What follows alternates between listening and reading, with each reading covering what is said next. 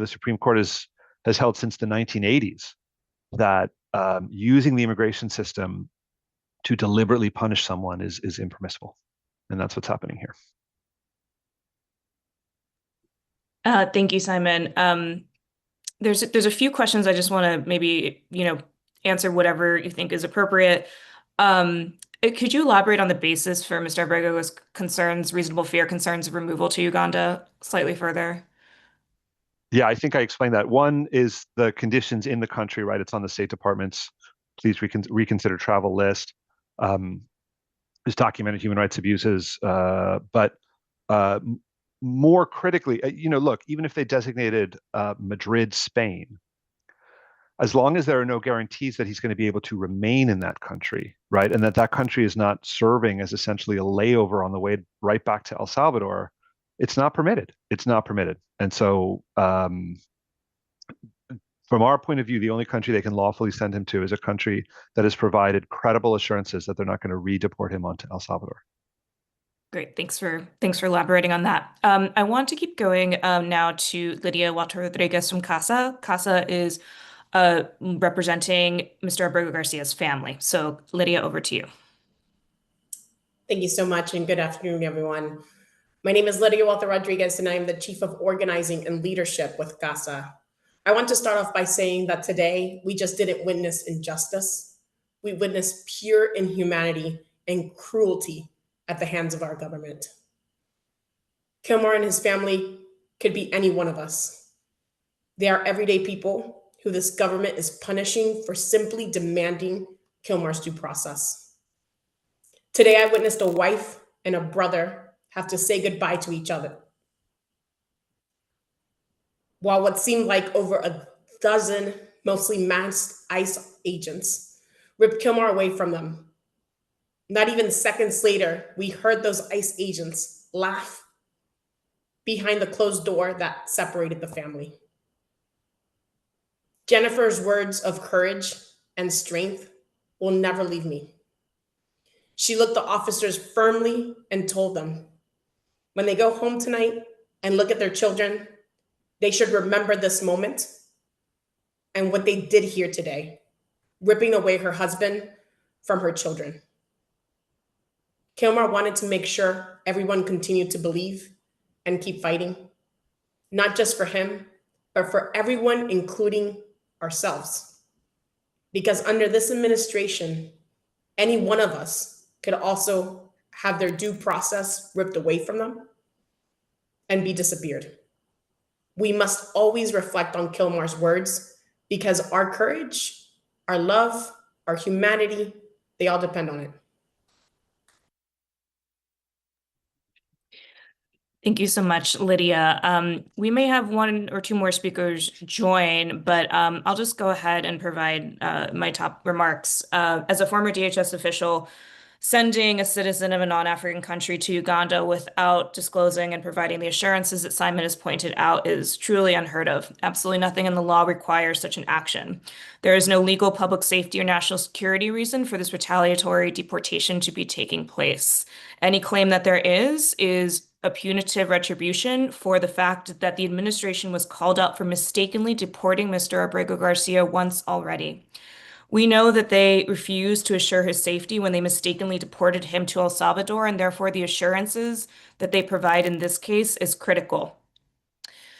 In addition, Uganda has been clear that they only want to accept citizens of African countries. So the question to be answered by the administration is what deal has been struck, what arrangements have been made, that now they are changing the terms of the announced deal and claiming that they will accept Kilmar. There appears to be no answer other than pure retribution and to send him as far from his family once again as humanly possible.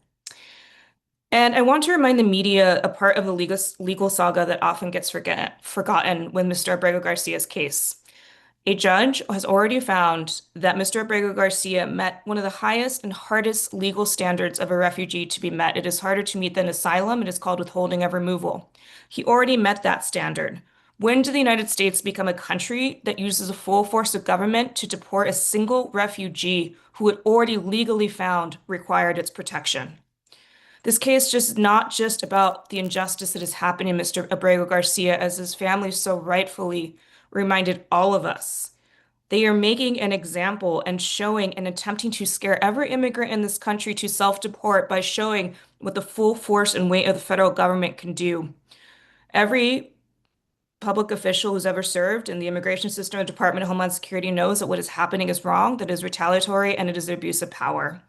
So I'm happy to answer further questions about past practices that are normal for third country removals, but there is absolutely nothing normal about this, and this is a political attack on one man to scare a much broader immigrant community. So happy to take more questions.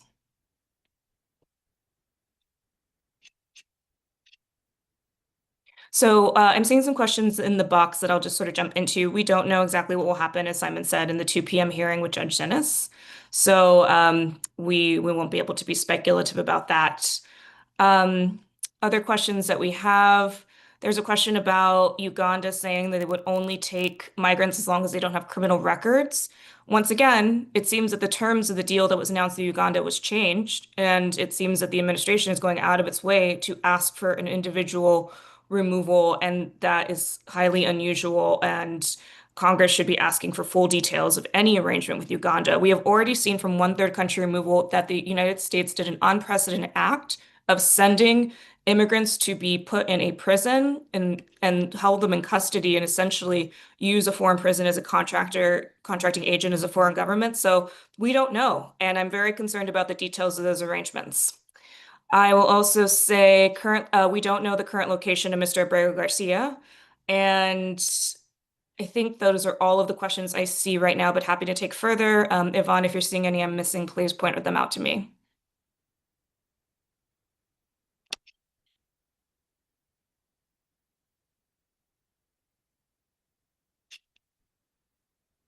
Okay.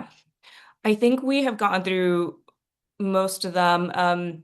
Simon, since we still have you, can we clarify once again, just for everyone's clear awareness, when the timing of the deportation could happen right now?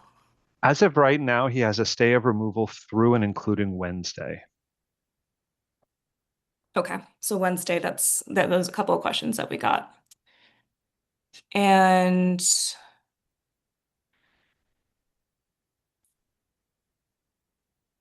okay, I think oh, we have another question. Great, please send them in.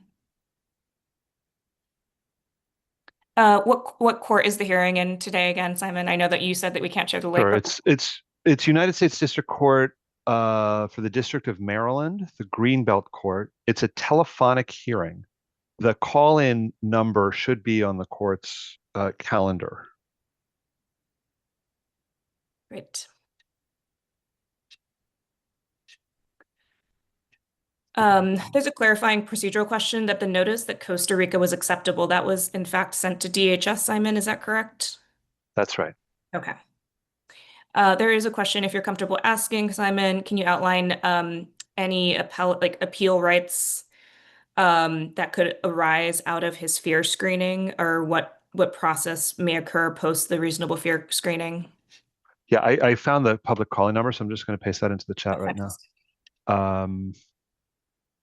I'm sorry, what was the question? Yeah, no, there was a question of what happens if they reject his initial reasonable fear screening. Does he have any appeal options? Yeah, so when we're talking about first country removal, right, removal to your country of citizenship, if your reasonable fear interview is denied, you have the right to review of that in front of an immigration judge. And then from there, you actually have the right to appeal that to the United States Court of Appeals. Again, it seems clear to me that the same procedure applies regardless of whether it's your country of citizenship or a third country. But again, we don't even know if the government agrees with that. This is also very new and unprecedented. We will see what the government's position on that is. Okay, great.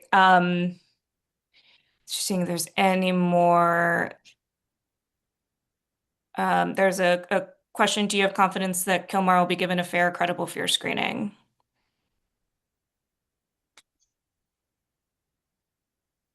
I think it's very important that the government lets this procedure go forward in the ordinary manner and not put their thumb on the scale as to the substance of the the various sort of adjudicators who have a role to play in this, right? I mean, the USCIS asylum officer is an employee of the Department of Homeland Security.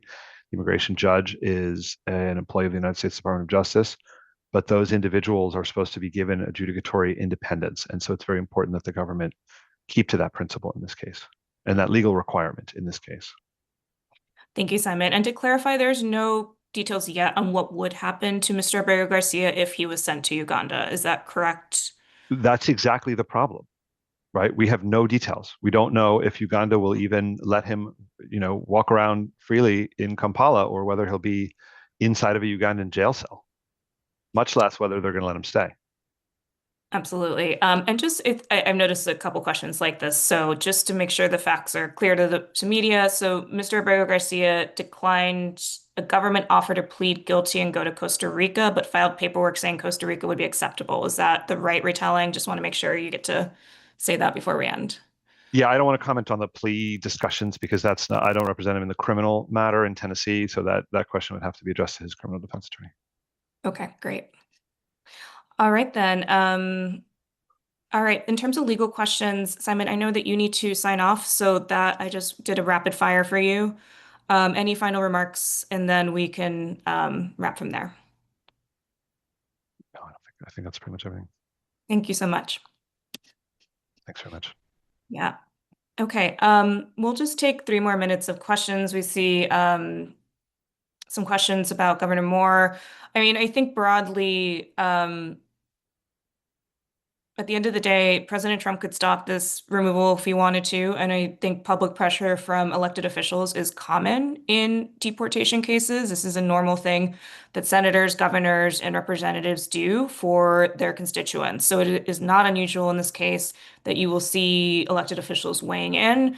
I also don't think it's unusual that you see the public weighing in. This case has inspired a public concern after, especially that this came from the government's mistake in and of itself. So I also maybe want to ask CASA to comment on any of Governor Moore's comments or advocacy or on elected officials. So maybe Lydia.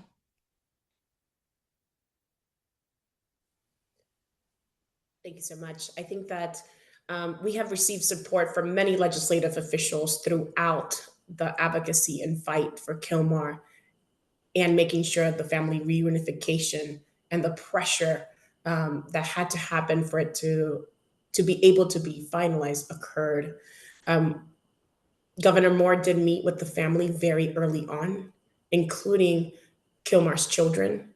And we believe that this public pressure is so important. So we are calling out to all legislators, local, statewide, and national, to stand with Kilmar, stand with Kilmar's family, and every Kilmar whose story has not yet been told. We need your leadership right now more than ever. Thank you.